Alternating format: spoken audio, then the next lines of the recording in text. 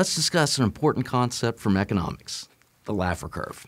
This concept is named after the man who developed it, Arthur Laffer, a major American economist who has taught at the University of Chicago, University of Southern California, and elsewhere. The Laffer curve illustrates the two most important things we need to know about taxes: how much money the government can raise from taxes, and at what level of taxation the government might start getting less, not more revenue. The Laffer curve is illustrated here by a two-dimensional graph.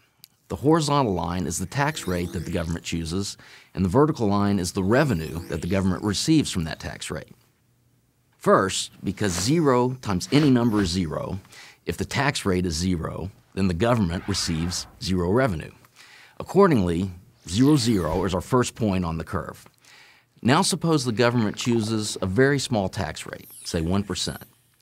The government will then begin to receive some revenue from citizens. This means that another point in the curve must be something like this.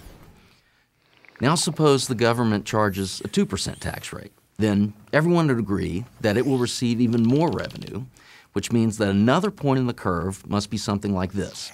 And if the government keeps raising the rate, then revenue will continue to go up, at least when we're in the low tax rate part of the graph.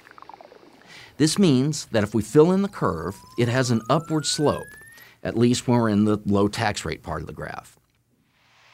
Now suppose the government charges a 100% tax rate. If this happens, then no one would work. That is, why would anyone work when the government is going to take all the money that they make? And if no one works, then national income would be 0. This means that government revenue would be 100% of 0, or 0. This means that another point of the curve must be here. Now, let's complete the curve. When we do, we see that the curve must have a hump. That is, it could look like this, or this, or this. But it has to have a hump.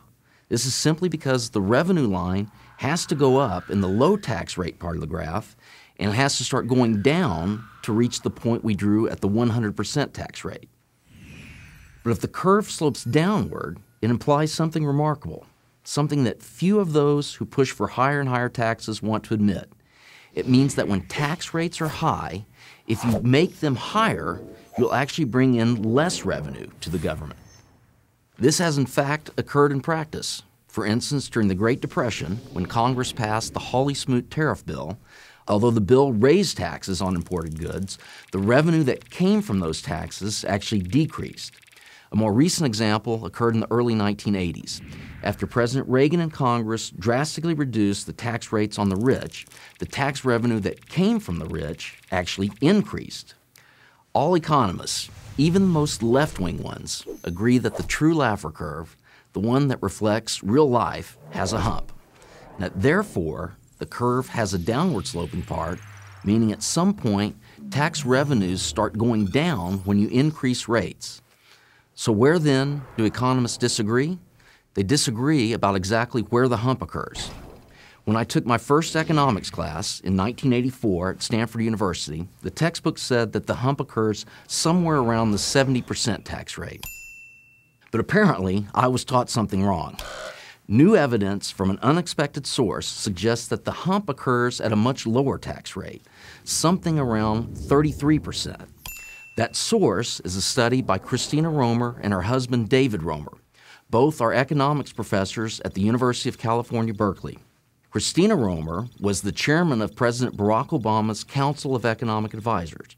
In other words, the study was written by one of the most influential liberal economists in the United States, and it was published in the American Economic Review, the most widely respected economics journal in the world.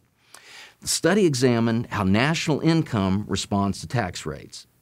But as far as what concerns us here, the key point is that if you do the math, the results imply that the hump on the Laffer curve occurs where the tax rate is around 33%, much lower than economists previously thought. Let's now put these findings into political terms. They suggest that no matter what your politics, you should not want tax rates to be above 33%. Obviously, conservatives and many moderates think rates should be lower than that, But even if you are an extreme left-winger and your only goal is to make government as big as possible, you should still oppose a tax rate higher than 33%. The reason is that, as the Romer and Romer study suggests, when tax rates go higher than that, the government actually gets less money. Everyone of every political persuasion should pay attention to the Romer and Romer study and its important implications. They suggest that if we decrease tax rates, government revenues might actually rise. I'm Tim Groseclose, professor of political science and economics at UCLA for Prager University. Join Prager University, subscribe to our YouTube channel, and sign up for free at prageru.com.